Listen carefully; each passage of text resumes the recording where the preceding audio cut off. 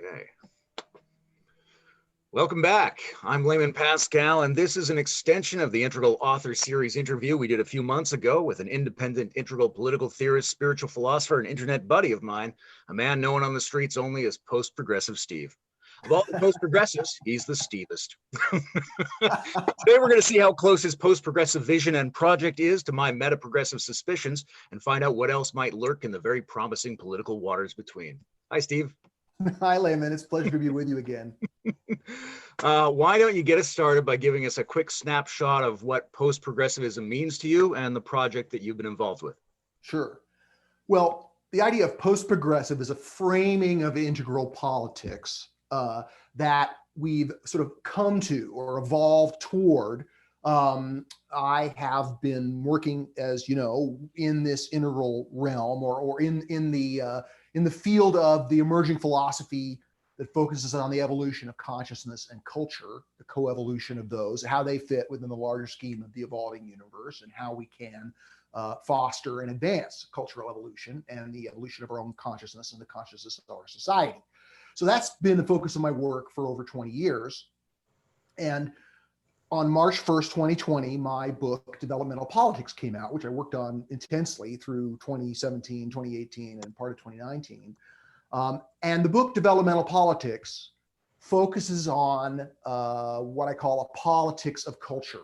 That is, so much of American politics, especially, but much of the politics of the developed world is in a condition of hyperpolarization. I mean, let's just keep it to America for a moment. America's hyperpolarized, and from some, the presidency of Trump was brought to us in a sense by the hyperpolarization, and that hyperpolarization is a condition which we might expect, which we might predict, which might be a natural emergent life condition, a problematic life condition that calls for further evolution, because if it's unchecked, it could easily lead to political and social regression.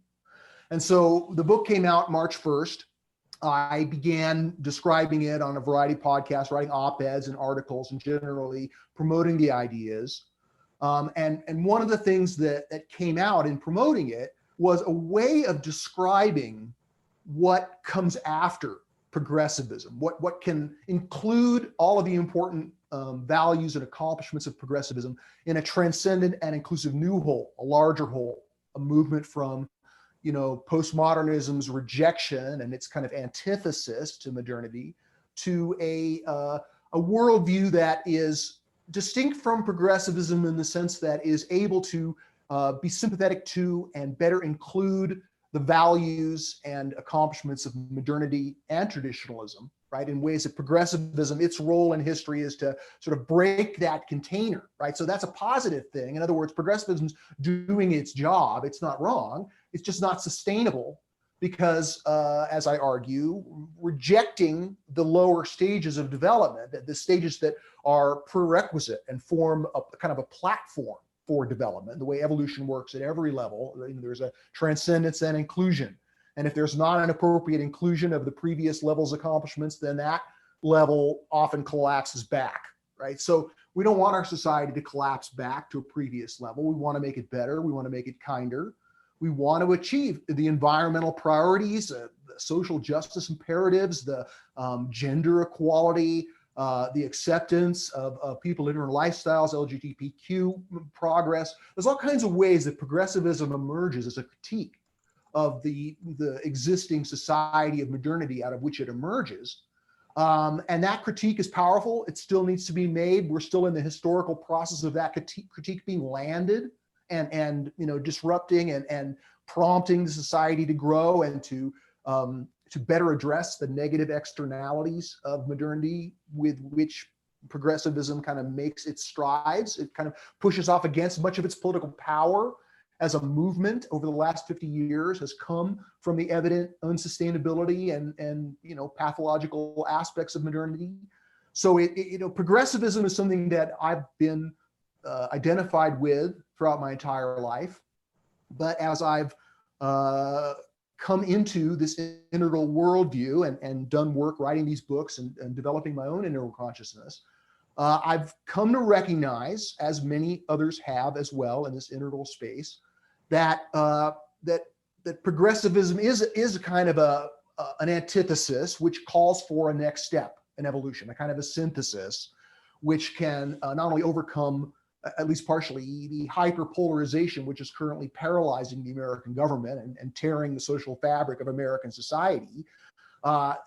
It's not as if we're going to glue the pieces back together or abandon the antithesis and return to some kind of romantic vision of the past thesis. Much of progressivism is urgently right. And so how do we take all of those critiques in our stride? How do we make those critiques more effective at persuading the larger society, which in a democracy, of course, we need to do, right? And there's some deep inherent morality of the democracy. And indeed, the significant emergence of liberal values, right? Liberalism, as they're framed within modernity and as they give rise to the legal structures of the United States and many other developed countries. Liberalism, as I argue, I think I may have argued in my last podcast with you, in the scheme of cultural evolution, the emergence of liberal values are a little bit like the Cambrian explosion, right? In other words, just like in the Cambrian explosion, animals gain a backbone, the vertebrate emerges, right? And the vertebrate becomes a sort of the blueprint upon which all further higher evolution within biology is hung. And so with the emergence of liberal values and the achievement of the sovereignty of the individual through, the rights of man, as the French called it, the freedoms enshrined in the Constitution, and that basic sphere of individual autonomy that cannot be encroached upon by the collective, that is that's the achievement of a backbone of citizens. In other words, we each have this kind of political backbone as a result of this sphere of sovereignty given to us by the advent of liberal values. And that these liberal values aren't just nice to have, they're the foundation of all the prosperity and connectivity and scientific and intellectual progress that humanity has made. So it's very important to understand that what values are, they're like a garden. That is the liberal values growing in the garden of our larger cultural ecosystem require watering and tending and pruning and cherishing in order for them to remain vital. And these freedoms, these values, while if you ask the average progressive, do they value free speech and freedom of religion and freedom of assembly and due process, they're going to say, of course they value those things. But so many voices that go unchallenged within progressive discourse are recognizably illiberal, right? In other words, that their values, their programs for evolution, if liberal values get in the way of those programs, well, then they don't really have much compunction in suppressing or denying those liberal values.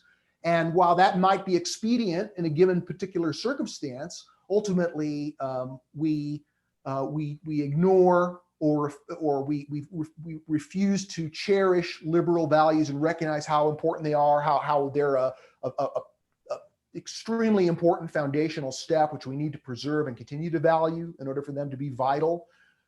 Recognizing not just the gifts of modernity and how important they are, and connectivity and freedoms of modernity are a prerequisite achievement upon which progressive culture relies, right? From our evolutionary perspective, if you were to eliminate modernity, it wouldn't be long before progressive culture itself collapsed back into some kind of earlier version of human evolution.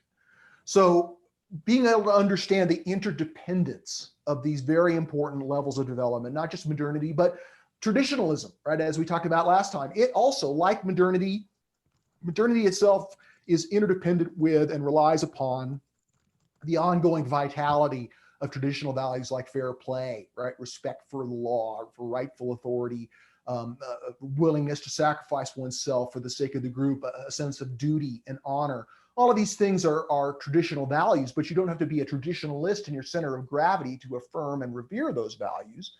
And indeed, from an integral perspective, those values are indeed something that needs to be watered, just like liberal values, right? And then at some point, we'll recognize the same with progressive values, right? The sensitivity, the care, the sense of outrage about those who've been victimized and exploited in our past. the wrongs of modernity that have yet to be righted in the historical record. Those are all very important values that are likewise foundational to what comes next, right? So all of these things are interdependent, and they're all necessary if we're going to move politically and socially from this kind of position of progressive antithesis and rejection to the next step in our development along the evolutionary timeline of the structure of emergence. We want to emerge to this next level whereby we can recognize the interdependence as I've just described, right? So in the popularization of these ideas and finding ways to communicate them to an audience who've never heard of this or read any of the literature in this space, one term that Jeff Salzman and I kind of discovered together, it's been used by other people. If you Google the term post-progressive, right, the top Google results are for a musical genre, right, post-progressive music. But it hasn't been so widely used in the discourse of music that it's kind of used up and everybody thinks of post-progressive immediately as a form of music.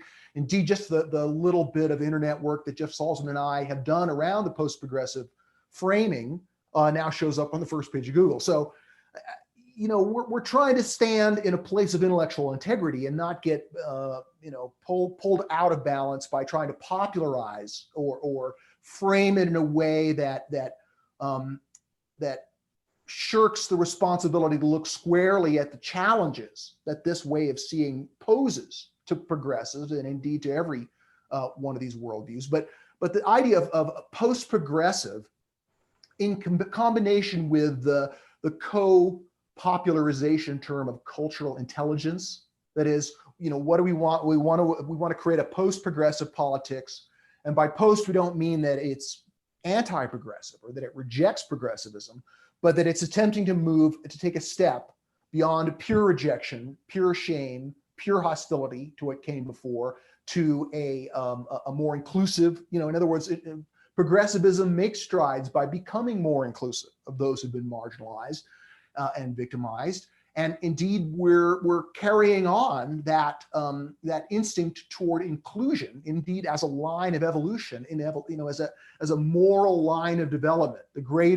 The more beings that are included within your circle of moral care, that's one marker of how evolved you can say things are, right? So within our circle of moral care, we want to include progressives, modernists, traditionalists, even pre-traditionalists, people from whatever position in the sequence of development they find themselves. They have a right to be who they are. They have a right to liberal respect and the sovereignty of their views, even if we don't like those views.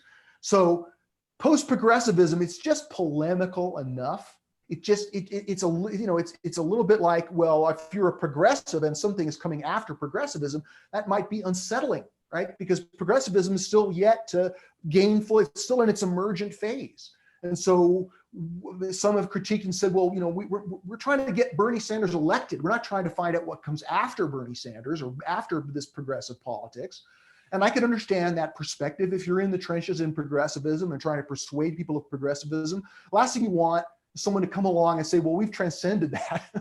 So I understand, but that's part of the challenge, is that progressivism, especially now that it's emerged from a counterculture to a counter-establishment, that very success in gaining cultural power and influencing so many elites and so many people of good sense and good faith, that very success, as our theory predicts and reveals, is the sequence that begins to awaken the pathologies, right? As the new synthesis becomes a kind of a more static version of itself, it becomes a more stale thesis upon which the limitations of the partialities of that evolutionary move become more evident. So progressivism's pathologies, right? Its rejection of the rest of the society. It's totalitarian. It's latent, at least, totalitarianism.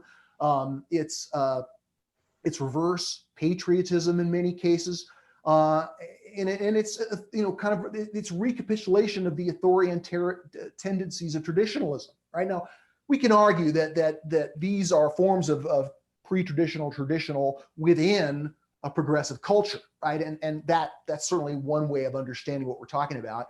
And one of the ways of clarifying how the characteristics of earlier stages can be recapitulated or expressed within later appearing stages, is just this idea that these are not so much psychological stages of development as they are cultural, historical stages, which people make meaning using with greater or lesser degree. Some people use more than one, some people switch, some people are confused and they don't know how to connect to any. But these cultural systems are available for use, and people within the course of their day can slide between one system and another. I know when people try to run me down on my bicycle, I get into a pre-traditional mode, right? A red warrior mode. And then when I'm riding, I try to achieve this emerging integral or post-progressive or meta-progressive or meta-modern. There's all these competing terms. And, while I certainly am promoting post-progressive because I think it well describes intuitively to our audience, people who are not in this realm yet, is that, again, our theory predicts that the points of departure, the evolutionary opportunities that we have are framed by the shortcomings, right, of previous levels. And just as progressivism as a cultural force, much of its power comes from the moral authority it gains by pointing out and attempting to right the wrongs of modernity and traditionalism, right? So that it's those, even when those pathologies become ameliorated, they have to kind of invent those pathologies to keep the juice going, right? Or find them where they don't exist, because those pathologies are the juice that powers the progressive political will. And in the same way that those earlier levels provide the energy for what's wrong to define what's right about progressivism, the limitations or pathologies of progressivism likewise help define what the value proposition of the post-progressive or meta-progressive worldview is. And so last time we talked about whether this is just a maturation of progressivism or whether there's a dialectical step beyond it. You argued for the former, I argued for the latter. We can explore that some more. But let me just say that my sense of integral patriotism, as you and I have talked about before, is that I want to see my higher purpose in life is to see this, whatever comes after progressivism, whatever can correct the limitations of progressivism and more effectively achieve the laudable goals of progressivism by helping it become more inclusive and persuasive. That idea is something which I'll be happy to see it emerge and gain traction in the larger marketplace of ideas in the culture by whatever name, right? Whatever name's going to work, whatever name gains the momentum in the zeitgeist, I'll be happy to use that name. But until it's settled, I think it's worth a certain amount of friendly contention among us as to what the right label of this next worldview or cultural position is. So I like it's it. Kind of a mouthful, but that gives you an overview of where I am. Yeah, I mean, it's nice. It has the element of a what's next. It has the alliteration. It has that, like you say, a nice dash of the polemical. I think that some progressives might be concerned not only that you're undervaluing the emergent progressive by trying to get beyond it right away, but I think a lot of them are aware that there's some entrenched sort of liberal and conservative types who like to enforce their ideas by saying, well, yes, I used to be on the left, and now I'm beyond that. But what they're really doing is putting forward something that's pre-progressive. Right. So there's that concern. I've tended to like meta-progressive because I want to link it to the meta-modern movement and to the integral meta space of thinking in general. What I mean when I say meta-progressive is something very general, something like an integrally informed progressive politics that's capable of accounting for the needs of all the major value blocks and able to mobilize them collectively for change. I think I also mean healthy progressive as opposed to imbalanced progressive, seen from an integral view of what health and balance means. And maybe the minimum necessary system upgrades that both an integral vision and a progressive vision could converge to agree on. So I think there's a lot of bridging between these two views, and I think they need each other because the integral view is very small in the amount of cultural share that it has. Sure. And in order to get any real changes, it would have to team up with the largest group of politically mobilized people that is the closest to its vision. But that large mobilized group of people is unlikely to succeed unless they can incorporate a lot of the insights that emerge at the integral level. Sure, sure. Well, and in other words, on why they need each other. We don't have to force fit these things into dialectical steps. Yeah. And because politics require, political realism, as it's mitigated by idealism, as the two work together as an interdependent polarity, that realism is such that I want to see political evolution in whatever form history will allow it to occur, right? So that it becomes, progressives become more accepting of the larger society and more integral in their view, while still being within what we might call the progressive worldviews. I'll take that, right? I'll count that as real political evolution that I can feel proud of. Not that I'm going to create it by myself by any stretch, but in other words, part of the appeal of that we found so far with the limited traction that we've got has been that there's a lot of people who feel politically homeless, especially people in the business world and people who are engaged in the culture war with stakes that really count for their well-being and the well-being of their organizations. Find themselves that they can't embrace wokeness, they can't embrace social democracy just because they value the achievements of modernity too much, but they don't want to be centrists, and certainly not on the right. With Donald Trump's past presidency, it seems like that the right has been rendered toxic in the minds of many people of good sense and good faith, which means that where do they identify politically? They don't want to just reject it. They feel a civic duty to be engaged, but there's no dominant or well understood discourse within politics. They might like centrist discourses here and there, but centrism, it's like trying to find the center of a strong magnet. Right now, the political forces are so strong that the magnet, that when you try to maintain a center, you're inevitably pulled to one side or the other, right? So some are willing to just kind of bow down to progressivism and give it what it wants to hear while still having private doubts and suspicions. But it seems as though now that progressivism has kind of come of age and its cultural threat to the previous stages and to the unity of the nation as a whole is more evident than ever before, that's an emergent life condition which it can be used to achieve further evolution. And so setting up a dialectical difference, being able to say we're post-progressive in the sense that we're no longer willing to be completely conforming to progressive, shibboleths or ideological givens that if you're a progressive, you're supposed to buy into without question. Questioning those and trying to grope toward another way of popularizing this is that there's no, in the current political situation, there's no common ground left. Trying to find common ground is a fool's errand because centrism and the bipartisan cooperation is culturally dead in the water at the moment for understandable reasons. And so rather than trying to seek a non-existent common ground, the next step is to try to stake out higher ground, right? Which goes with this perspective, as I call it. It starts with a perspective, it moves to a position, then it's kind of a stance or a posture. Maybe in the future it'll be a political party, but it's not seeking to become another faction, or another spoiler. It wants to create a unity of the larger culture. And so just along those lines, the Institute for Cultural Evolution, where I'm president, over the summer, we've gained some good support for these ideas, these post-progressive ideas, and secured some additional board members and some additional funding. And we're now in the process of hiring an executive director, specifically, an operations person who can help us get the message out there and operationalize many of the pieces of content we're creating, bring those to a wider audience, and be more methodical in the communication of what we're about.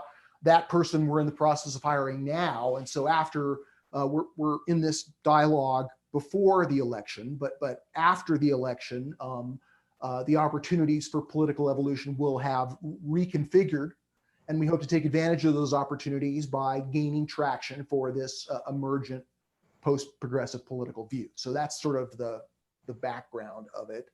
I'll say one more thing, and that is, I understand that meta as a term, as a prefix, has been adopted widely within integralists, the integral culture, right? There was Sean Hargan's meta-integral, right? And then there's the Hansi Freinack meta-modernism, right? And you're calling it meta-progressivism, all of which I take to mean kind of a larger or sort of encompassing. I'll let you define what you understand as meta, but when I look it up just online, the simple definition of it, the first definition is of about itself, right? In other words, a meta perspective is a perspective on perspectives. And while that's holistic in its own way, if it's meta progressive, then that one might confuse that understanding as being just about progressivism. Progressivism of progressivism. I don't know. It becomes a hall of mirrors pretty quickly. And so that's part of the reason why, I'm not particularly turned on by the idea of meta anything. Yeah, all the terms have upsides and downsides. And sure. One's going to dominate, or even if one needs to, right? It's very plausible that a team of them will go forward. Sure, we need synonyms. Absolutely. Yeah. Absolutely. But we also need to carry a flag that we can point to. And so hopefully one term will emerge and we can all kind of get on board with promoting that. I could easily see post-progressive being that term. It's very accessible. More accessible than meta. Yeah, well, I mean, it's for different populations. Meta is a very accessible term for people who are intellectually facile. Post is a very accessible term for a certain large group of the general public who we need to mobilize politically. Well, and certainly persuading and influencing intellectual people is a huge part of the success of any, intellectual political movement. And so finding ways to speak to intellectuals and help them appreciate that this offering goes from the simple, that can be packaged to speak to a general audience, to the very complex, which is philosophically sophisticated and loaded with powerful arguments that can, I think, effectively counter, objections to it. But I personally like trans progressive, but when you put those together, they seem to have the wrong connotations. Gives people the wrong. Right. From a trans progressive perspective, looking at centrism, I always ask a question like, whose center is it, right? In an integral or developmental model, you'd say, well, there's different centers, and each definition of left-right reinforces one of these centers. So the normal notion of centrism is not a corrective, it's a reinforcement of the types of patterns that have been dominating in the system for some time now. And if you wanted to get to that higher ground, you'd need a new kind of centrism, which is a higher form of what would actually be centrist at a progressive or post-progressive level. Does that mean having, in your view, a balance of left and right at that level? And if so, what does right-wing progressivism look like, or right-wing post-progressivism that we might not have adequately integrated so far? Sure. I think that's a reasonable question. I think that the saying, if the theory is that not only is this left-right spectrum characteristic of the entire spectrum of development, and not only is it found really within the biology, of every human, right? In other words, there's been some interesting research around the proclivities. It's not hard wiring, but there's a natural biological proclivity to be focused on preserving what's right, and a natural biological proclivity to be about fixing what's wrong, and that those proclivities show up in almost every human polity and organization, right? There are people naturally more conservative, naturally more progressive, but that those proclivities don't determine where you end up politically, right? There are many people who have a conservative bent who were nevertheless thoroughly identified with the left. So we can lament, and I think many intellectual observers of politics do, that this idea of a left-right horizontal continuum in politics is a not only an inadequate conception of where we are that distorts things, it's also inadequate geometry, right, for what's actually going on, right? It lacks this developmental trajectory, this vertical dimension of normative growth. So I mean, there's a way in which if the construct of left and right has limited usability, if we want to then say, well, okay, every stage has a left and a right, well, I think that's true. I think that's a kind of a good theoretical observation that can be explored. I think that it's very nuanced and particularly confusing, because when we look at we look at progressivism as a culture and a political movement, it very much has a trajectory wherein it's not just some psychological state, right? It's a larger set of cultural agreements, right? Moral commitments. And those commitments have their own momentum and their own, membranes of in and out. And I think that the membrane or the system of value commitments, which constitutes this intersubjective worldview of progressivism, is very much on the left. It's very much about what normal people think of as left and right, right? So we can certainly say, well, there may be people who are very progressive in every way and identify with progressives, but are libertarians, right? That would be a version of somebody who is otherwise culturally progressive, but politically on the right, but still within the progressive worldview. So certainly there's some, socialist libertarians. It's a fancy term. People like to describe themselves, even though I would argue that that's sort of philosophically incoherent. I'm not going to argue with the labels that people give themselves. And I will admit that certainly within the progressive worldview, you can see a right and a left. But as we normally understand those terms, it's certainly not a evenly balanced polarity, right? Likewise, on the right, you can see many people who we could say are traditionalists, right? They go to church every Sunday. They're biblical literalists for the most part, and traditionally cultural in every way we can imagine. And yet they're still members of the Democratic Party, and they still vote for Democrats out of a sense of loyalty to that past vision of the Democratic Party. And I don't know what percentage of the demographic, category of traditionalism that represents, but like right-wing progressives, left-wing traditionalists are a rather rare group, and certainly not demographically significant within the larger scheme of, politics and polls and, what people are trying to persuade. So when it comes to this post-progressive version, I think that one of the things that's interesting, and I show in my my graphics, is that we have these three major worldviews: traditionalism, modernity, and progressivism. But within the political spectrum of left and right, progressivism's almost all on the left, traditionalism's almost all on the right, and modernity is kind of pulled apart, right? Modernity has much more political disagreement within itself, right? You have the sort of the fiscally conservative side of modernity and the more liberal side of modernity.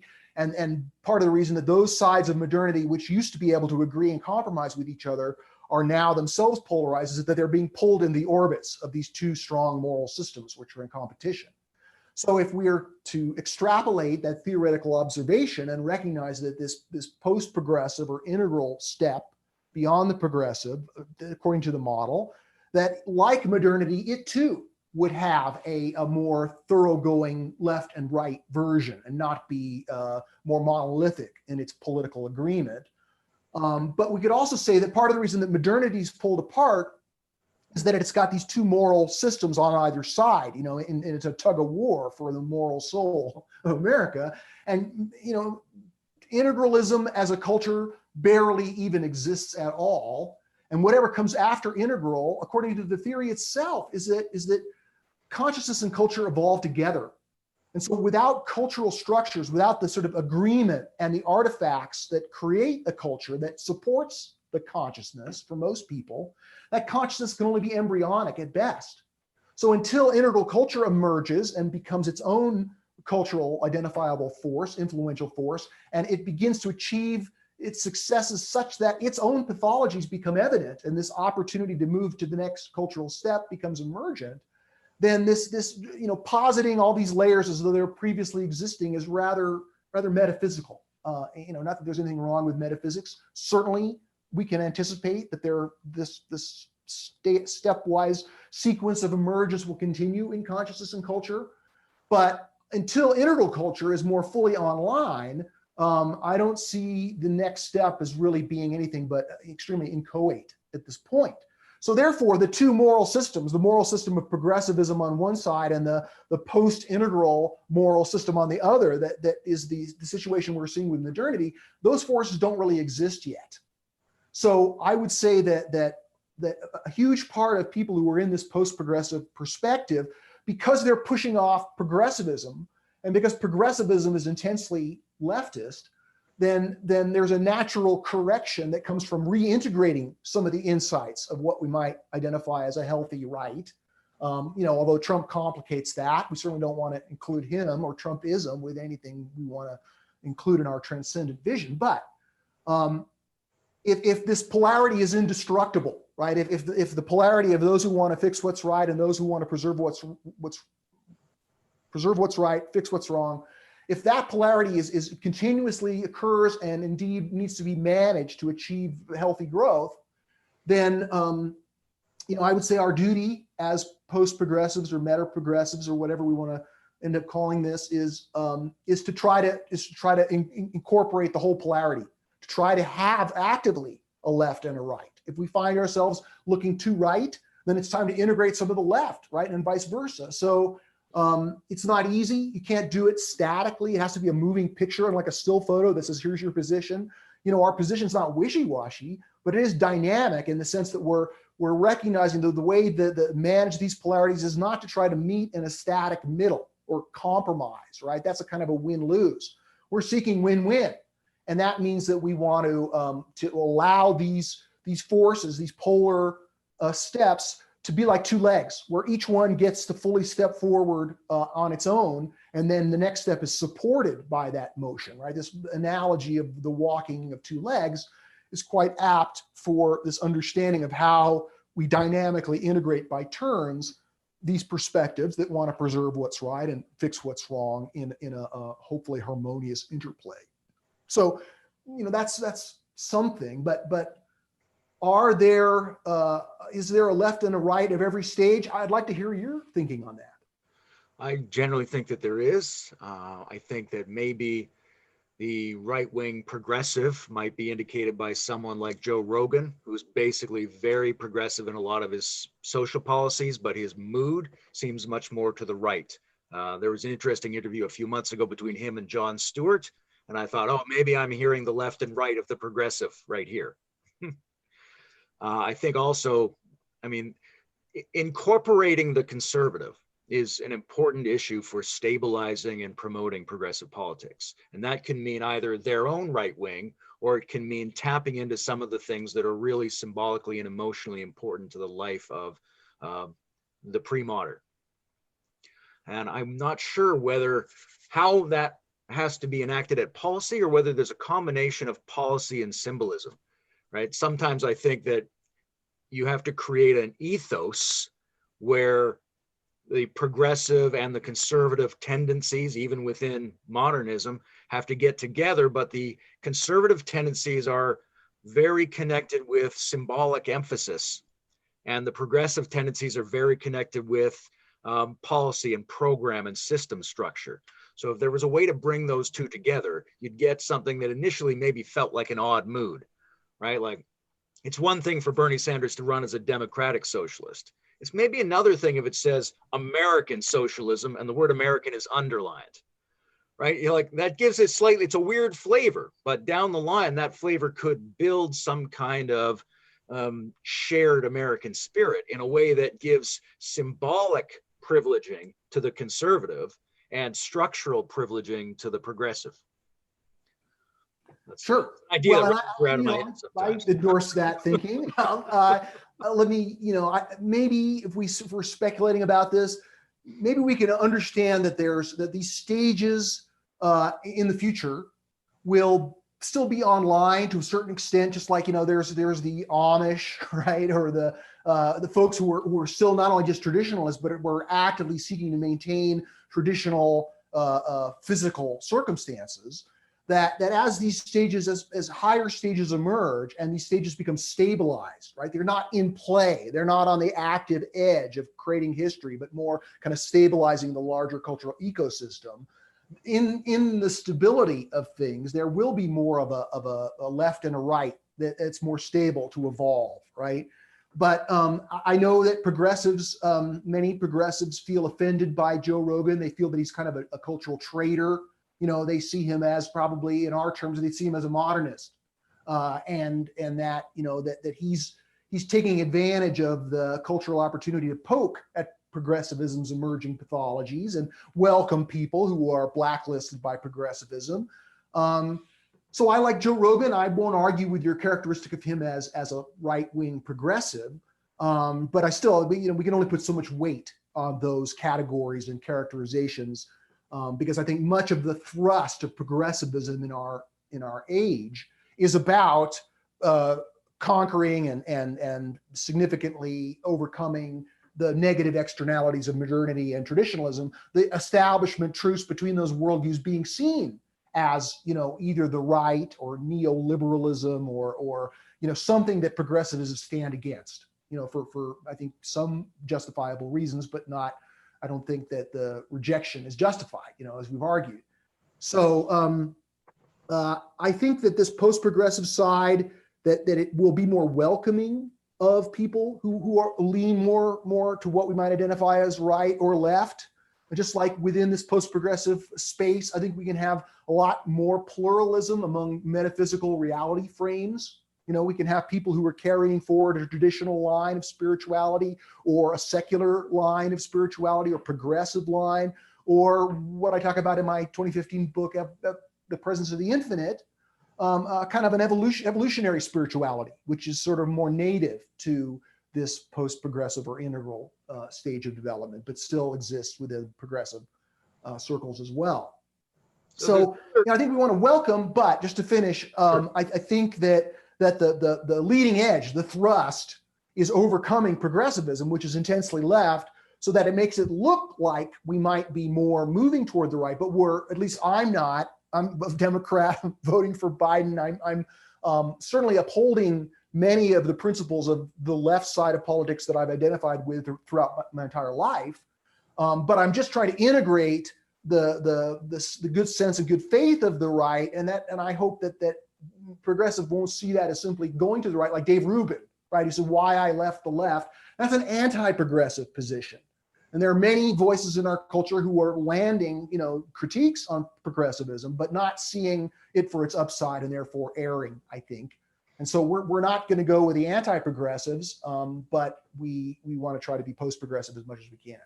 Yeah, I think ultimately, I don't know how fast this can come about, but the progressive and post-progressive space has to contain enough that's attractive to the conservative spirit that people who might otherwise shift to the anti-progressive position might shift to the post-progressive position. But there's another dialectic I'd like to get at, which is sort of realism versus radicalism. When it comes to a given presidential election, there's a tactical calculation because you only have two options. But in general politics, a lot of people would like to think that they're realists, but it's not always clear what that means. Recently, Corey DeVos was interviewing Ken Wilber about politics, and Corey said, "Look, I'm a progressive, but I don't always vote that way. I vote for the person I think will do the most good for the most people and will also be able to realistically mobilize enough people to get that enacted." And that's on paper. Who could disagree with that? But on the other hand, we understand there's an Overton window. We understand that what feels viable and electable and reasonable is always being negotiated. And if we don't try to push it in the way that we really feel it ought to go, then we may be surrendering the battlefield before the battle, so to speak, right? That if we go with a realist position where we think we're just going to do what's going to work and who's electable, we may be sabotaging possibilities that we might be able to get to if we were willing to take that emotional risk towards something that other people call radical, but we just think is the right way to go. Sure. And that illuminates the what we talked about earlier of this polarity of real and ideal, right? If we think about these, instead of the ideal always being kind of chained up by the real, right? If every idealistic impulse that we have, it gets water thrown on it by our political pragmatism and realism, then our opportunity to move this Overton window, as you mentioned, is sabotaged. That's why in polarity thinking, we're allowing each leg to move forward on its own, as a corrective rather than, forcing it to stand still, right? So if we want to move the Overton window, sometimes we have to say, no, fuck this. We're not going to stand for that. We want a better society, and we're not going to let any any discourses about realism or pragmatism or what's potentially possible completely dampen that idealism. And that's a step forward we want to take. But then, of course, when that idealism fails to gain the traction that we want, we can then allow the leg of realism to come forward and to recognize that if we're thinking about the Overton window, idealism is one end and realism is the other. We want to move it. So we want our idealism to result in making what's potentially real and pragmatic a little bit more ideal, right, by steps. And of course, that involves persuading people. And sometimes if the idealism goes too far and becomes pragmatic, then what's realistically possible moves down, like we saw with climate change, right? In 2007, Al Gore's Inconvenient Truth movie was very successful. It moved a significant amount of public opinion in favor of significant action to ameliorate climate change. And then around 2011, 2012, there was this concerted effort by a lot of conservative think tanks to try to debunk climate change or throw doubt upon it. And the public support in the United States for significant action dropped by 20 points. One of the most significant poll drops on a political issue in recorded history. So we've gained back some of that traction, but still the idea that that the Overton window only moves forward in a progressive direction, that's something that we always need to be questioning and re-examining.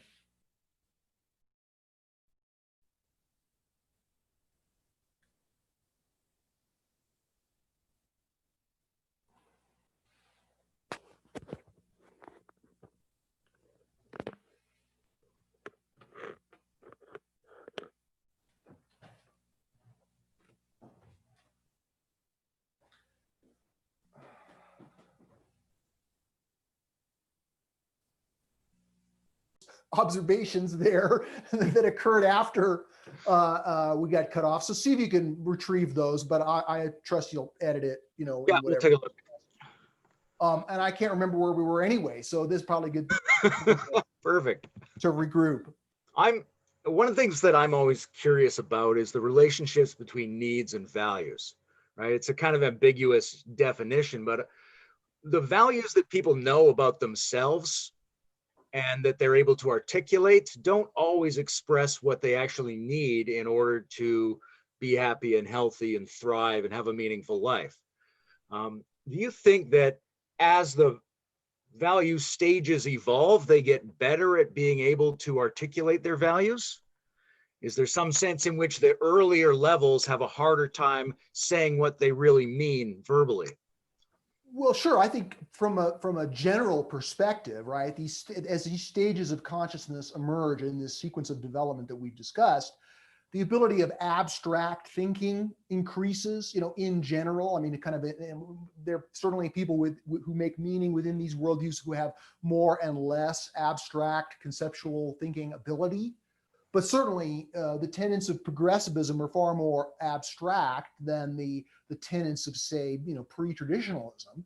And so there's a way in which as consciousness evolves and the cultural structures of education and media and connectivity that go with that evolution naturally makes people more adept and familiar with thinking in abstract terms, so they can think about their values, right? The idea of a value is highly abstracted from what you like, right? I mean, you might like a cheeseburger, right? But you might value, a healthy lifestyle and sustainable food choices, right? So I think that in some ways the difference between needs and values is partially semantic, but I think there is some theoretical distinctions that we can profitably make in the sense that people's needs can be analyzed according to Maslow's hierarchy, right? And Maslow, his theoretical speculation about deficiency needs, like we need something that we're deficient of, and being needs, like we have everything we need, and now we're seeking to fulfill the higher aspirations of self-actualization and self-transcendence. Those become our needs of being. I think there's, I admire Maslow, but I think that his theoretical structure has limitations, and we can't put too much weight on it or take it too literally. But say more about why you think the distinction between needs and values, that clear distinction, but not always helpful, is a useful way of Yeah, it's a little bit ambiguous what a need is, but I mean, one of the ways to think about the materialism aspect of not just Marx, but a number of other good thinkers from the last couple of hundred years is they're saying there's drivers in your life that determine your outcome that might be different than the kind of consciousness you have in terms of your opinions about society. And so if you want to include people and get them on board in a more integrated politics, what are you taking into account from them? What they say is important to them, or factors that you might think, well, maybe what's actually going to make this person's life better is something different than what this person wants to insist to me about how the country should be arranged. Sure. Right? So then, like, what's your sense of how to enfold people who might not be as clear and accurate about what they actually want as we'd like them to be? Because you got to get them on board, but then you have to maybe promise them something that isn't really what they would need, but then govern in such a way that you satisfy the needs, but not necessarily what they think they need. It seems like a really treacherous water.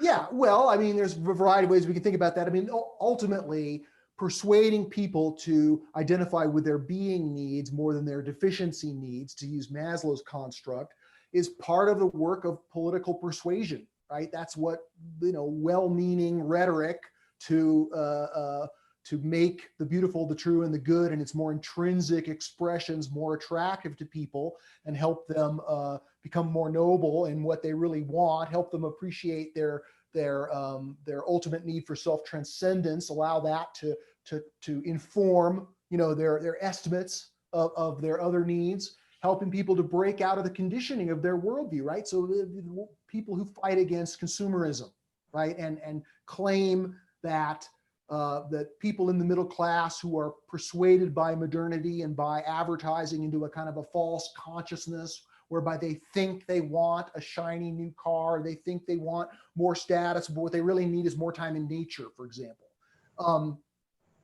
I think there's some valid critiques there, but I also think that that we also have to ground our attempts to persuade people to choose higher values in a way that respects not only their autonomy, but the ultimate wisdom of people knowing, what's best for them, right? So if people are sweating and they can't sleep at night, they need an air conditioner. That's not crass consumerism. That's just basically they are in the best position to understand what they really need. And so there's a certain amount of deference that we should always allow when people are saying what they need. If working class people say they need a border wall because their communities are being inundated by newly arriving immigrants, it's easy for us to say, well, no, you should be more welcoming of immigrants, and here are these arguments that show how immigrants make more prosperity for everyone and how it's more moral to allow these refugees to come in. The higher value certainly is the more world-centric value, but we also have to give a certain deference to people who are saying, no, they actually want some limitations on immigration, for example, despite the fact that's more of a nationalistic value than a globalistic value. That people have a right to be who they are, and they have a right to our basic, respect when it comes to their expressed choices and definitions about what they need, albeit that false consciousness and people being persuaded that they need things which they don't really need and which are actually bad for them. A lot of it can be compared to parenting, right? The job of the parent is to help the child tell the difference between what the child thinks it wants, it needs, what it thinks it needs, from what the parent understands to be in the larger best interest. That paternalism of parenting mentality that we might want to project onto other political groups within our polity, that's dicey territory, right? Because we can't treat people as children. We have to treat them as political equals in important ways, even if we think they're misguided. So I think we need to be circumspect about our thinking that we know what the greater need is for all people in all circumstances. It's a very delicate balance, because you absolutely have to, in order to respect people, you have to take them at their word. And also, they know things about their life that you don't know. At the same time, they're not necessarily saying those things correctly. Sure. So it's very tricky. You can't be all in one camp on that. It's got to be flexible. Sure, sure. And sometimes it just takes time. I mean, like the example of in Ken Burns' National Parks documentary, he highlights how the Alaskan town, I think it was Seward, Alaska, was dead set against the national park, in their neighboring wilderness area. They thought it was going to be bad, but their perceived need was that their economic prosperity would be threatened by the creation of a national park. But they interviewed some of the hardcore dissenters or objectors 20 years later, and they said, wow, the national park has been an economic boon, and we love the national park and would never want to get rid of it now. So in other words, what they really needed was a national park. They just didn't realize it. This reminds me of I think it's a Steve Jobs quote where he said, we don't do market research at our company in the typical way because people don't know what they want until you can give it to them. If you just sample what they currently want, that's going to be very limited, and then they're not going to understand that they actually want an iPad. They've never heard about it. It doesn't make any sense to them yet. Sure, exactly. So that's a very tricky balance. Well, it's a polarity, right? Yeah. I mean, I did that with my company when I created my company Now and Zen, which is now 25 years old. I stepped down as a CEO in 2012, but it's been a relatively prosperous small company. I wanted to do two things. I wanted to do focus groups. So I would come up with a design for a new product and I would test it, kind of grandma research, but test it with 100 people or so and get a sense of where the center of gravity of what people wanted to buy or what design they liked the best. But at the same time, I also wanted to be visionary and wasn't doing this just to make money. I was doing it to try to serve a higher purpose. And so that was independent of what people thought, but ideally we'd want to do both and try to get to be visionary and transcend, but also include and meet people where they are. So here's another kind of dialectical element of it, which is, I want to say, niceness versus fighting or something like that, right? So from the post-progressive or meta-progressive perspective, looking at people who are very invested in making these certain set of progressive systemic changes to society, one critique is, hey, you guys aren't being nice enough. You come across as too extreme. You come across like you're basically pre-modern. You're being too dogmatic, too focused, too strident, too much on one side of things. But then the other argument is, of course, that's what anyone in power would say to you because they want you to back off.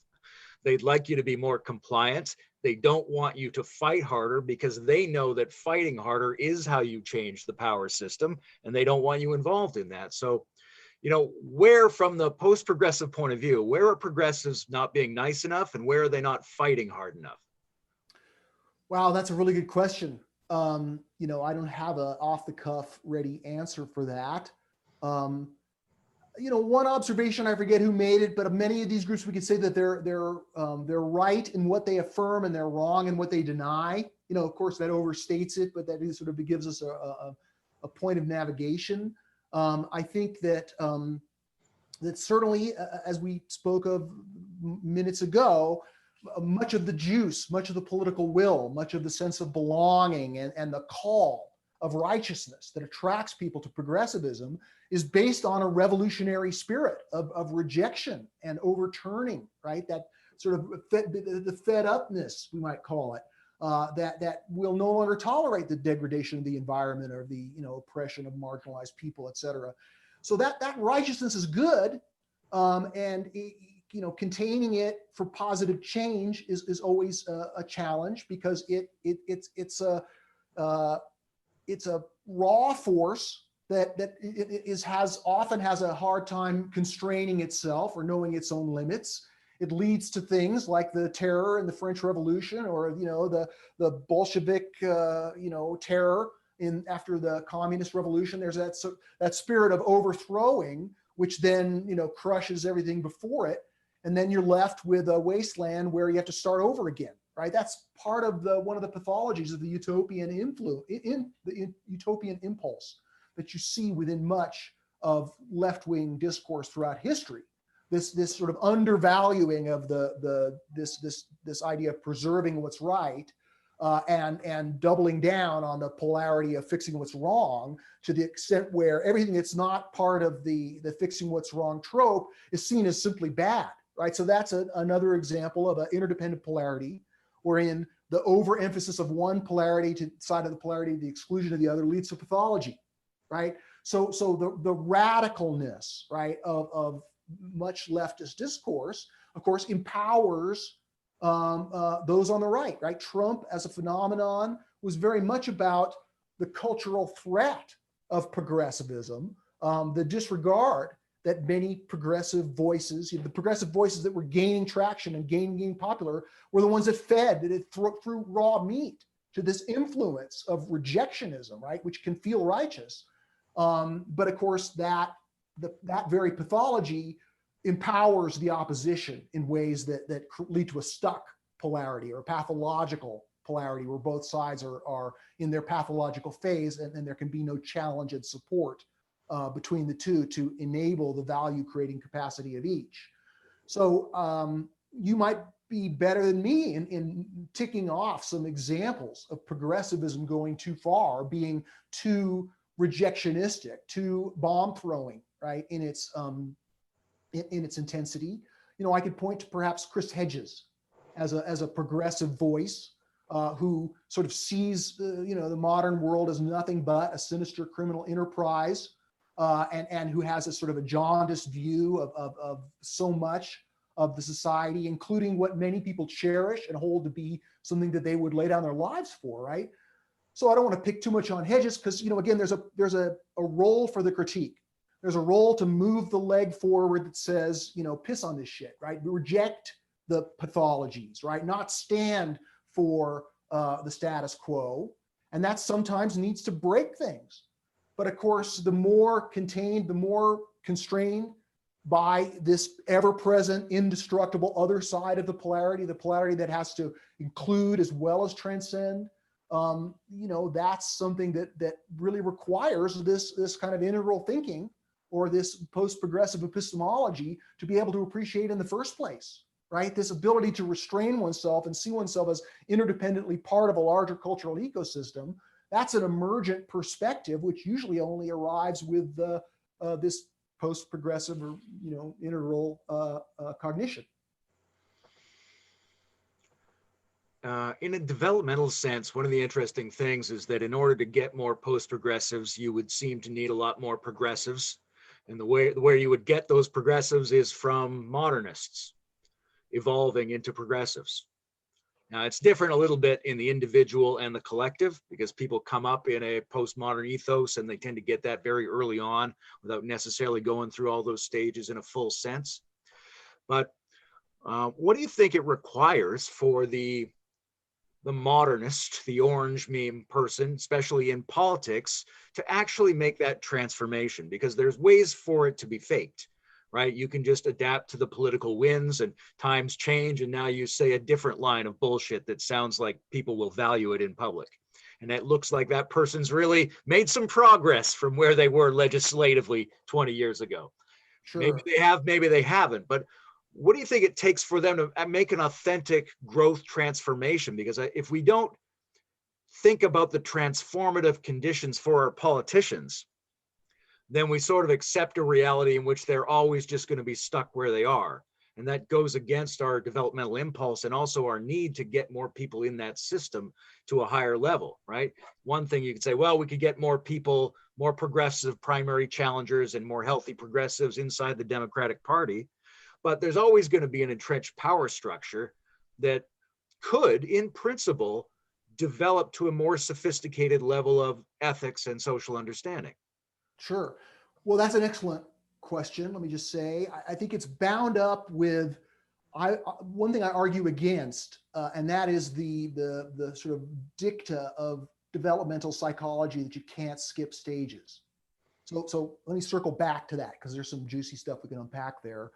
I think the straightforward answer, though, the top level answer, is that getting people to move up the spiral from modernity to progressivism is a matter of lighting up progressivism's positive values and illuminating the negatives or the pathologies of modernity. And we've seen this in a significant way in the United States over the summer with the Great Awakening, right? I mean, that is, people who are progressive have become intensely more progressive, many of them, especially elites. And many people who were formerly modernists have been recruited to become woke, or to become, to embrace the progressive moral system in an unquestioning way.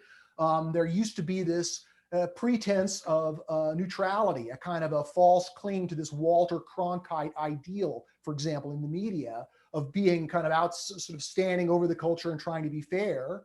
But the vast majority of mainstream media in America is now spun out on the left side, because from their perspective, that the only moral objective way to look at the situation with Trump, in office, was to just point out the absurdities and the immoralities of Trump and his enablers, and the discourse that they were correcting. So Trump's accelerated history, I think, by pushing people into progressivism. And of course, as progressivism grows and its pathologies emerge, as we've discussed, that lights up the right side, because they see the cultural threat more clearly than ever before in their gut, and they can that motivates them politically, right? So I think it's just the natural course of history as progressivism matures and becomes both more magnetic and more repulsive, that we'll see it gain a larger share of sort of the demographic in terms of those who are, identify with it as their cultural center of gravity. However, let me also question this truism that you can't skip stages, right? So from the perspective of most developmental psychologists, right, they're taking their lead from, or at least within an academic environment conditioned by the thinking of Piaget, right? And Piaget is concerned with the development of children. And of course, that's been extended by Keegan and other neo-Piagetians into this conception of adult development. But still, the developmental psychology is in its infancy. And many developmental psychologists may have heard of Ken Wilber, or they may like the fact that there's this intellectual community of integralists who are interested in their work. They may appreciate that, but they haven't really, I'd say, taken to heart this understanding of the intersubjective, ontological intersubjectivity, right? In Wilber's quadrants, it's the lower left. And according to that way of thinking, that the individual and the collective develop together, that the stages of developmental cognition or morality, that these lines of development in consciousness correspond to structural stages, dialectical steps in human history. And I think that that's a very important observation of integral philosophy in particular. But I think it can also lead to some misunderstandings. So just data. I grew up, my mother was essentially a modernist. My parents were divorced, but I certainly knew my father. He was a modernist also. I was very attracted in the early 70s to the counterculture. I wanted to be a hippie. I kind of identified as a hippie as soon as I grew my hair long, as soon as I was able to, and adopted a hippie mentality and lifestyle as much as I could throughout the 70s. So in some ways, from our perspective, you say that I was a progressive. I was green at 14. And so in some ways, because my parents weren't intensely modernist, they were immigrants. They wanted to fit into American society. So one could say that I didn't thoroughly develop my own modernity, my own orange, cognition thoroughly at 14 to be able to identify with the postmodern. So I somehow might have skipped a stage, right? Or similarly, nowadays, many college students come from a traditionalist home. They go to college. It used to be that they would learn science and history and become modernists and sort of reject religion on those grounds. But now many of them are being recruited straight away into progressivism. They go from traditionalism to progressivism. And we could say that, well, that makes for an immature kind of progressivism that has these authoritarian tendencies that we see on campus, right? It's sort of, there's an unhealthy mix of the two that's not mitigated by this important individualistic stage. But I just want to question the dogma that says that we can't skip stages, especially when we're talking about these higher cultural structures. So in that way, I would say that the people who are ripe for being recruited to a post-progressive political identity come from both exit progressivism and exit modernity, right? That there are people who, because progressivism now thoroughly exists in the culture, we can't, it's unlikely that someone could skip that stage and become post-progressive if in a historical setting and when progressivism wasn't evident and fully emergent. But now that it is, now that progressivism is here and everybody can see it, you don't have to identify with progressivism and become a progressive for a period of your life before you can become post-progressive. At least that's what the political activism on the ground is showing. That many of the people who were attracted to this point of view are the politically homeless, who are coming, some of them from progressivism, some of them from modernity. The modernists can see progressive, they know what it is, they have a sense of it. They can feel both its attractive moral features and its cultural threat, right? To undermine, much of the best that's come before. And so I think that they're able to move into progressivism without necessarily identifying with, move into post-progressivism without, becoming new age for a decade, for example, or becoming woke and then becoming disenchanted with woke.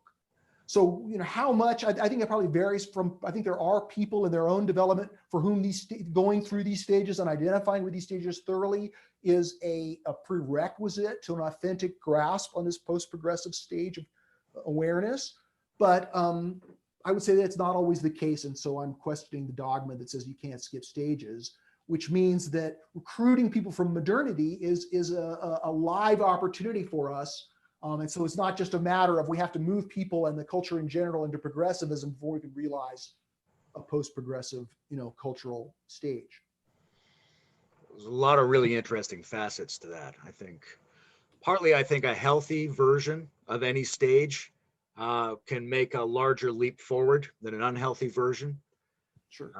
I think that there's an interesting interplay between different individuals and also different parts of individuals, that some parts of us, for example, linguistically, we can adapt to any new language system, right? We don't have to have gone through all the steps that created that language system. If someone comes along and they say a new thing, we can just start saying that thing.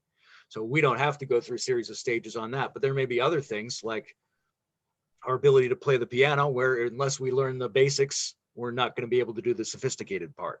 So different facets of us probably exhibit different patterns. And some of those patterns are more like a house where you can't put a second floor there unless there's a first floor. And some of those patterns are more like software where you could leap directly from Windows 95 to Windows 10. Good analogy. But the tricky thing there then is when is it too superficial, right? If you're picking it up from the background of the culture, or if you're verbally and symbolically adapting to it, to what degree do you not really enact that thing? And yet we group you as being that. It's Sure. very true. One of the questions with political analysis is, are we using the right groupings, right?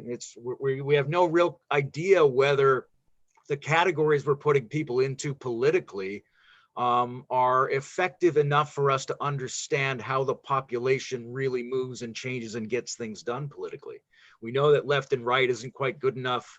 You can make that 4-axis with authoritarian and libertarian, but we're just not sure who should be in exactly what group. Everywhere we look, we seem to have to fragment it and second guess, and yet there are some very general trends that seem to work, but we don't know. Maybe they could work a lot better if we had a different analytic breakdown of what the population actually consisted of politically.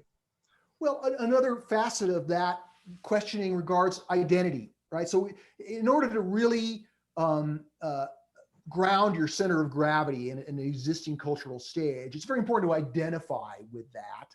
And that identification can be greatly facilitated by thorough identification of past systems that you now feel embarrassed by. The sense of your identity is informed by the mistakes that you can make in your identification, loyalties.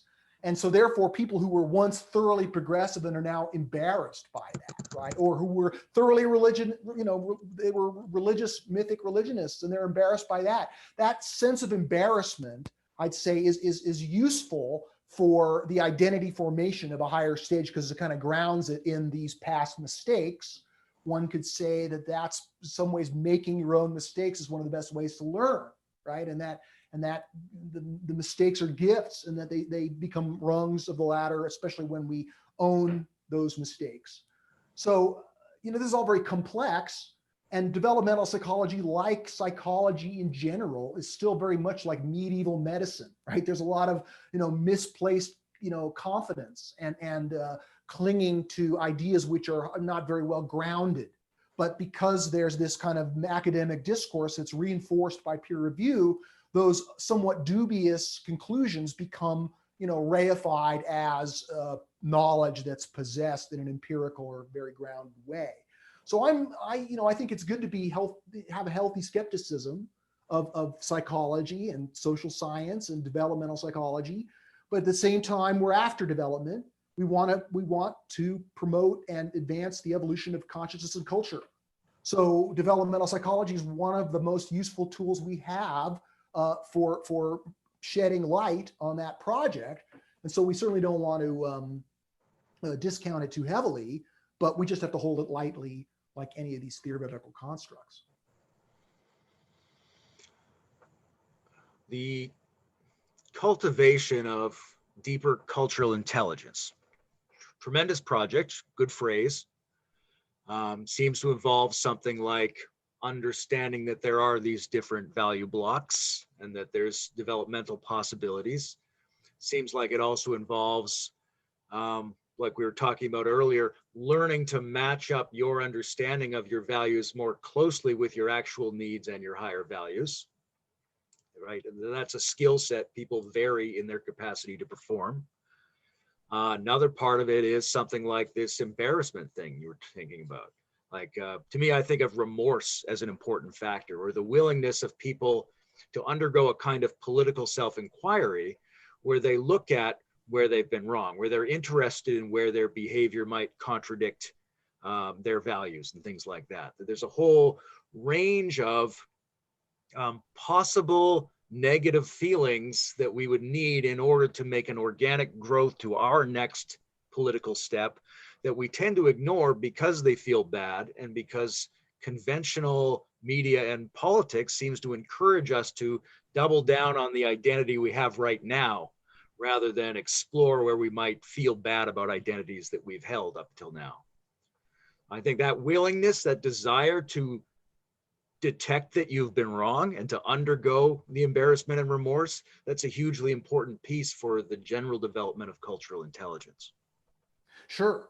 So let's talk about cultural intelligence for a moment. I'm not sure how much we covered in our last podcast, but let me say why I like the term, and let me also say the reservations that I have about it.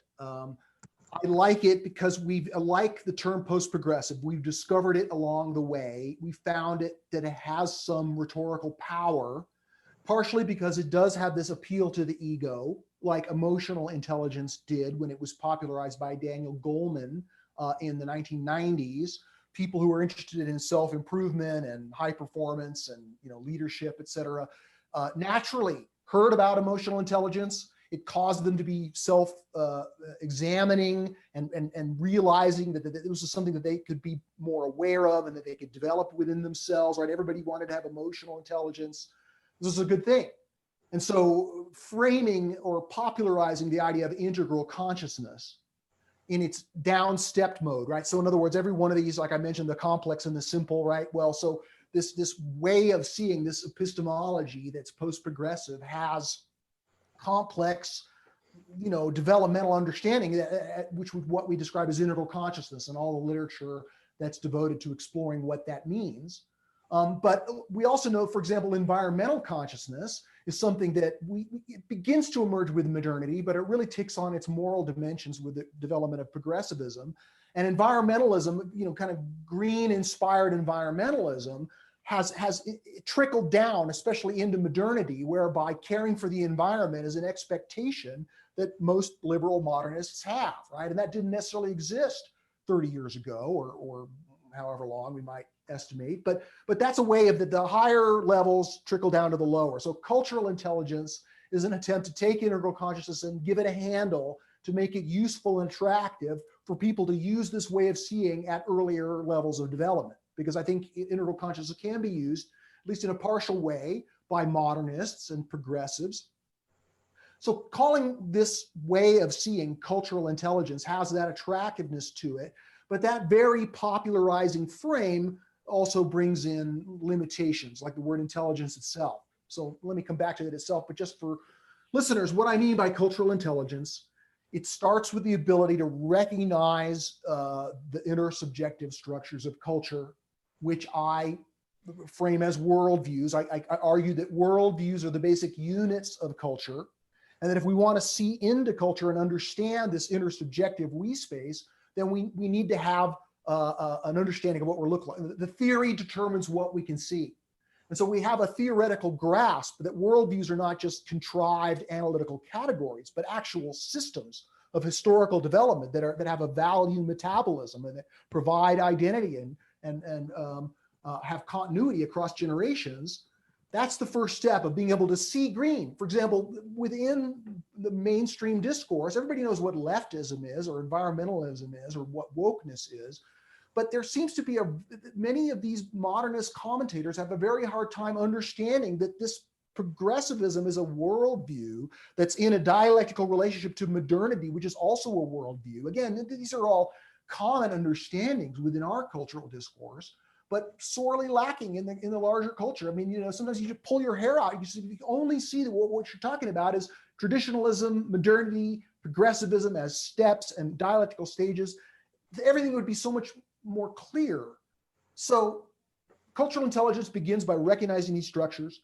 The next step of this skill, this leadership skill, we might term it, is the ability to tease apart the dignities from the disasters, being able to recognize that traditionalists are not all racists and bigots, that modernists are not all greedy and selfish, that progressivism is not, they're not all Marxists or, bomb-throwing revolutionaries. Being able to distinguish the good and the bad from each and recognizing that there's a potential to integrate all, those are the basics of cultural intelligence, right? And so the more complex it gets, the more it starts to become integral consciousness, which is more complex, right? That's actually the center of gravity, mature view that comes from someone who's developed into integral versus cultural intelligence, which is designed to be something that's useful and pragmatic for people who may not be willing or able to undertake that larger development. So let me just say one more thing about cultural intelligence, and that is my own resistance to the term. I mention it in scare quotes in Developmental Politics, but I don't elaborate on either that or the idea of post-progressive, right? I refer to it as postmodern, but that's such an ugly and unwieldy term that's how we kind of came to post-progressive. But Jordan Peterson, for example, right, who is controversial. I don't always, like to mention his name because I know it is nails on the chalkboard for many progressives. So I'm not a big fan of Jordan Peterson, but I find his polemical attacks sometimes entertaining. And one of the attacks that he's made is on the idea of emotional intelligence, right? He calls it a fraudulent corporate marketing scheme. Right?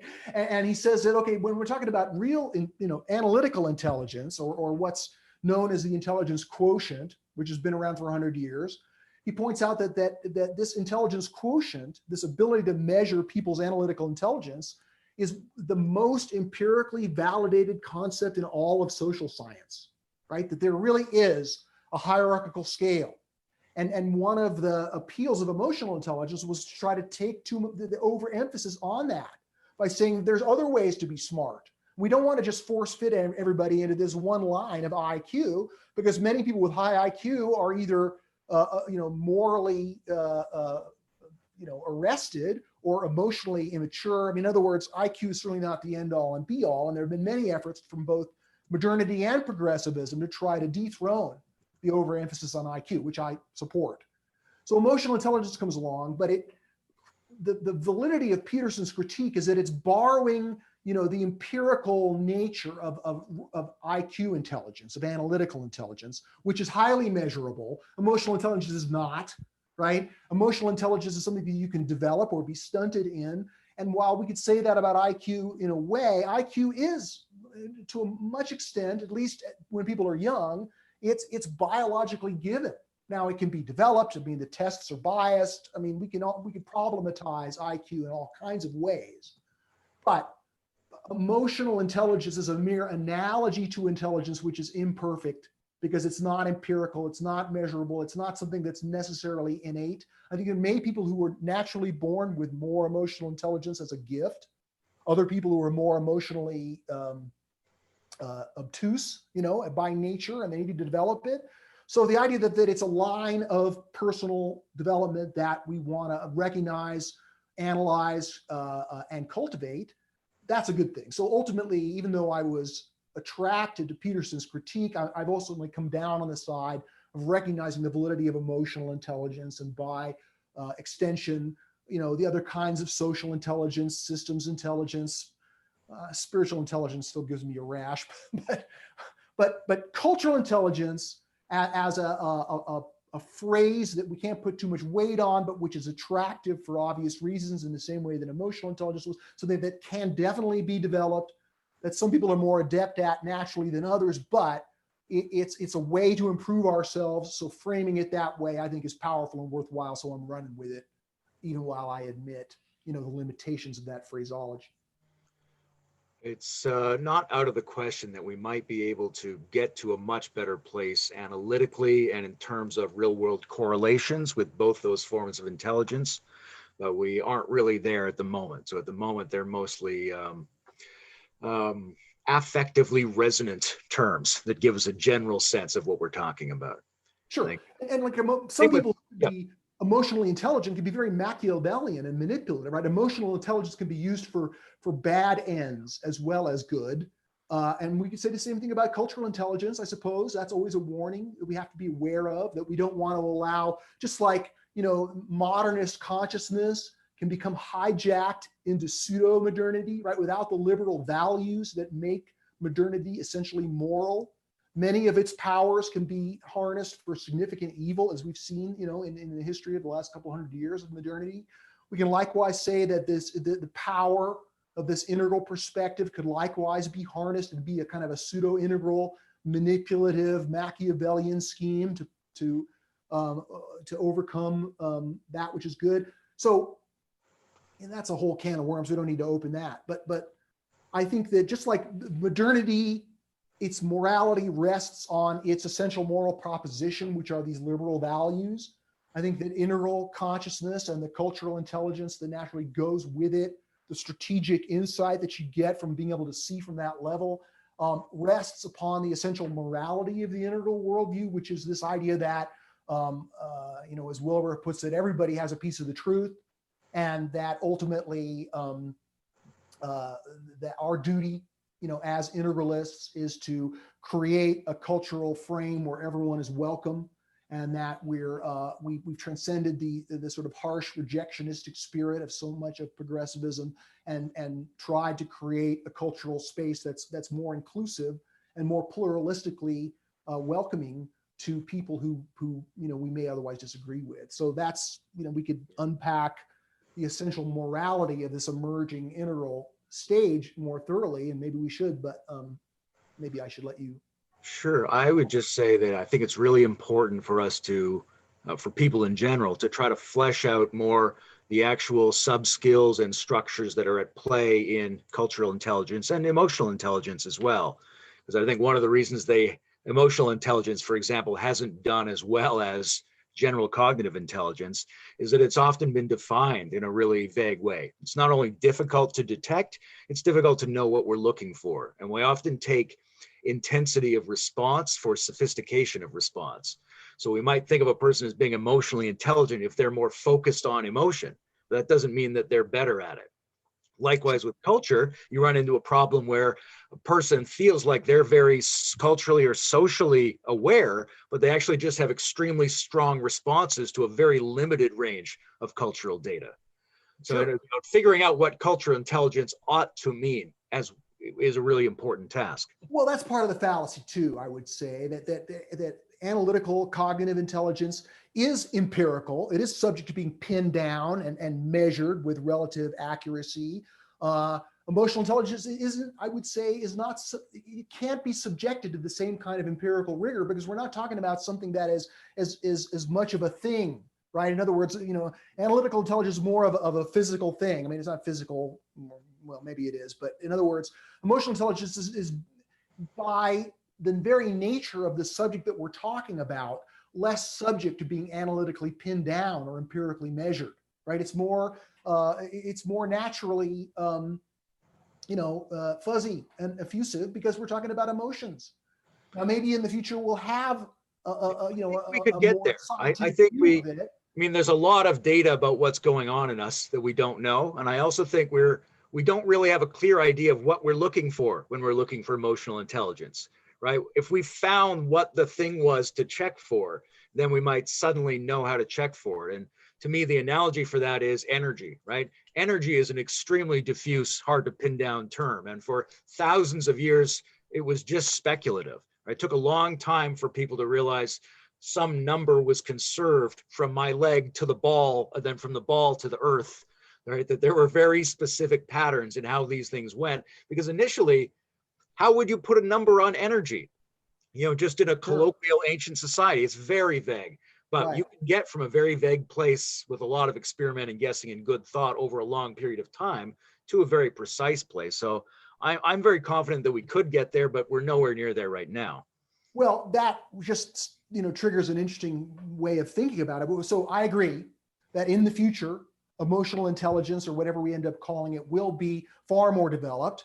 And a lot of that development will come from our greater understanding of embodiment and what it means to be embodied, and our relationship of our conscious waking mind and our ego, and then our subconscious relates to another kind of subconscious, which is our body's consciousness. In other words, there's a certain mystery about the fact that we have these mammalian bodies, which in some ways have a life of their own, which we don't necessarily have complete access to. But there's a knowing there, which can be mistaken, like any kind of knowing, but which sometimes needs to sort of just break out because there's a sort of a bodily knowing that we have in our gut feel, right, is another way of talking about it, that is sometimes is the only way to pierce through to the truth. So, in one of perhaps even a path of spiritual development, I know that the embodiment movement wants people to be more in touch with their body, be more grounded in their body and their consciousness. I don't claim to understand it fully, but one of the things I've noticed, just for example, riding my mountain bike, that my body has an intelligence and awareness that my mind doesn't have. So if I'm descending a tricky section of single track trail, if I can get my mind out of the way, my body knows exactly what to do. But if I start thinking about it, or I'm in my head or in my fear, it's easy to crash or have to dismount. So in other words, getting in touch with this body knowing while not giving in to my inner animal, that's a tricky and interesting form of greater self-awareness, which I think will be developed further in the future. That's a really interesting facet, thinking about cultural intelligence, because there's a part of cultural intelligence that's about seeing the worldview, seeing the components, seeing what's there. And that's fairly easy to train because you can give people a picture or tell them something or point it out and they can think about it. But there's another part that's embodied and inactive and has to do with, working with different worldviews and different aspects of culture, even if you don't really know how to name it or recognize it, right? So that people who've say of different cultural groups or castes or races or genders, they have different capacities to enter into flow states with each other. In order, they have different awareness of how to be physically present with each other. And some people could be really good at that and not be able to see any of the different worldviews. Whereas other people might have a really good seeing of the cultural landscape in a richer way, but not necessarily have that visceral or gut experience of how to make those things work together better. Sure. Well, at its crudest level, right? Cultural intelligence, you could use cultural intelligence without necessarily being able to recognize traditionalism, modernism, and postmodernism as cultural structures. You could use cultural intelligence by recognizing the tendency to want to straw man your enemy, like that everybody who voted for Trump is an irredeemable racist. And while certainly, there's some charges of racism, which we could say that you're complicit, in the administration's racism, et cetera, those are some valid critiques.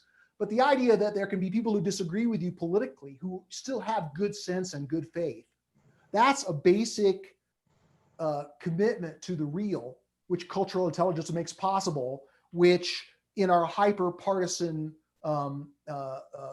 current cultural environment, there are many forces who want to wipe out that kind of cultural intelligence and get everybody on the right to think that everybody on the left is evil and vice versa.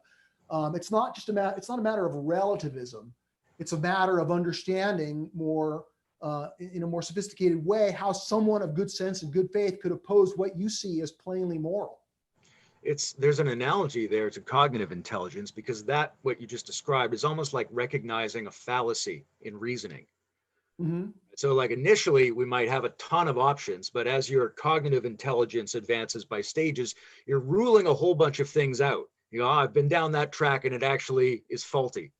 Mm-hmm. So you're on just the ones that work. So culturally, there's something similar. The more that you recognize fallacies in how we evaluate each other culturally, you're likely to move forward in your cultural intelligence. Sure. Well, and part of that awareness comes from people making mistakes, right? So when progressives don't get, where they're continually thwarted, or when their programs, which make sense for everyone, which are in the best interests of people and the planet, right, are rejected or fail to be adopted by the rest of the society, that continually running into a brick wall and failing, some people will continue to do that for the rest of their lives. And maybe it's just a matter of moving the Overton window, and that butting your head against the wall is good political activism unto itself, right? However, at some point, you have to care enough about those laudable goals to think strategically and politically about what those failures to achieve those goals means, and how, if progressives want to make the more beautiful world their hearts know is possible come into being, then a basic integral understanding is that the best way to get the rest of the society to evolve is for them to evolve themselves. Indeed, argue that progressives, because they are the most evolved form of large-scale culture that's yet to appear on the timeline of human history, they have a greater responsibility, right? It's not just a matter of, well, we need to meet in the middle and they're not willing to meet with us. It's like, no, you're more evolved, so you have a greater duty to try to include those who you've transcended more than they have a duty to join your level of transcendence. It's not, there's not an equal responsibility along this political spectrum. And so that's why I would say that progressivism's failures are, just like its pathologies, are juice or fuel for the emergence of this next step, which can do what progressivism can't, and that is see more clearly the positives and needed elements of these previous steps of development. The responsibility of the progressives and the post-progressives, because they see more, it has to take the form of like both the bottom two quadrants, if we accept the four quadrants kind of model, right? Which is to say that there's an ethos-like component and a systemic-like component.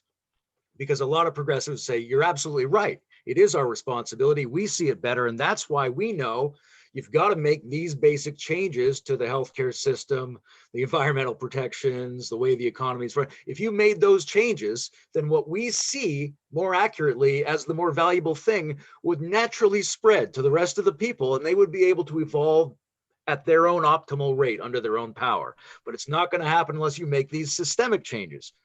Very plausible argument.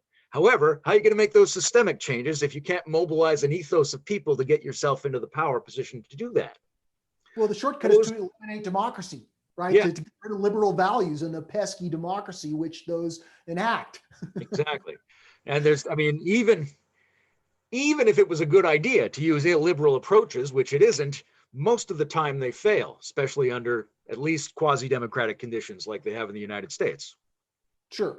Well, one of the things we can point out, just to again, touch base with the simplification of what we're talking about, is how do we evolve people's consciousness? A simple way of understanding it is we expand the scope of what they can value. So every one of these steps has, these worldview stages, has made their advance, can be at least partially explained by this expansion of value. Modernity makes its advance by expanding its ability to value what's true, which gives it a scientific perspective and an objective grasp on reality, which leads to all the progress that modernity brings, right? Likewise, progressives are able to go further in their estimates of value because they're able to see that those who've been marginalized or discounted are absolutely necessary for our moral advance. We need to re-include those people. So the evolution proceeds as people increase the scope of what they're able to value along certainly certain lines. And so this next step for progressivism, whether it involves a maturation of progressivism or this dialectical step towards post-progressivism, hopefully both, is to expand the scope of what progressives can value, right? And one of the ways that they can do that is by seeing that the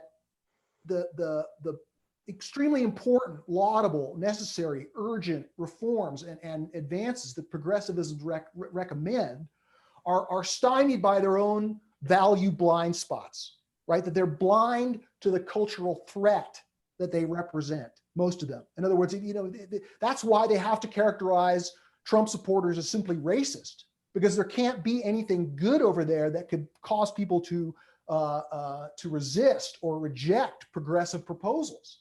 But when they expand the scope of what they can value, when they're able to metabolize traditional and modernist values more thoroughly within themselves, then they can recognize the cultural threat they represent, and they can take steps to mitigate and ameliorate that cultural threat such that the resistance they're currently experiencing can be reduced and their programs can succeed. So it's within their power to expand the scope of their consciousness and their values by understanding the reasons why their programs are resisted and rejected. And that's a set of helpful insights for them that can come from the post-progressive or meta-progressive perspective. Sure. How are you doing on time? Well, let's see if we can wrap it up in the next 5 minutes. What do you say about that? Well, I'll ask you a really simple question then. Okay. From the post-progressive perspective, what do you think are the key viable, insights or projects of progressives? What should they be working on? What is really important to progressives? And is there any underlying logic or key insight that holds that all together? What is the essence of progressivism from the post-progressive point of view? Well, I would say that it's a new level of care, a new emergent moral system, which helps correct for the blind spots and downsides and deficiencies of previous moral systems, and that it does the very important work of pointing out how, in order to advance to the next level of society, we need to clean up the mess we've made. We need to take care of those who've been left behind. We need to expand the scope of our morality to include those who haven't been, they may have been theoretically within the moral scope of liberalism, for example, but their interior suffering and the legacies of history and many of the ongoing forms of victimization that marginalized people suffer, that the next step for our advances as a society is to care more about these folks and work more to make sure that there's not this permanent underclass, that it's a moral stain on Western civilization, that allows for the persistent existence of this underclass and the degradation of the environment and all the other sins of the establishment, which progressivism rightly rails against. So even though we're trying to transcend it, at least with this post-progressive political trope, it's important to continue to go back and forth, to point out progressivism's limitations, but also say, look, progressives are not wrong. Progressives are working in the field of history. They're trying to harvest, the fruit of a moral awakening. And that's ongoing work that'll be going on throughout the rest of our lives. So they don't need to change their mind or change their work. But what they're doing, if left to its own devices, if left unmodified by a polarity on the other side of it, then it could become destructive. And indeed, we're beginning to see some of the destructive potential, although I think in general, progressivism is still doing more good than harm to the society. But like every one of these worldviews, the harms are a threat that cause us, that give us the prerogative of continuous development. So I don't want to make progressives wrong. I just want to make common cause with progressives by taking a step outside of progressivism that can see how progressivism can be helped and made more effective in its own laudable goals by being more aware. So it's in developmental politics. I mentioned 3 ways that we can conceive of fostering or advancing cultural evolution as a political project, right? The one that most integralists are, or the two that most integralists are familiar with, is that is fostering the development of consciousness up the spiral of development. And that those steps from traditional to modern to postmodern are part of the everyday life of society in America and Canada and the developed world. That children are growing up, they're being inculcated into these higher value systems. So that's ongoing, and cultural intelligence can smooth that process out and help make it more healthy and functional. There's also the way that we've talked about this emergence of this next step, emergence of this integral meta progressive, post-progressive worldview. That is not just movement up the spiral, but it's this staking out of a higher ground in this larger cultural structure as a whole. But the third way that I haven't seen it talked about, at least, is the idea that each one of these worldviews can evolve on their own terms, right? That the path to evolution for traditionalists doesn't necessarily mean becoming a modernist. That a traditionalist can retain a traditional center of gravity and become a more evolved traditionalism. And any traditionalism as a cultural structure can evolve without breaking out of its membrane and becoming, essentially modernist or progressive. And how that works is simple. The idea of this cultural intelligence, that every one of these worldviews has upsides and downsides.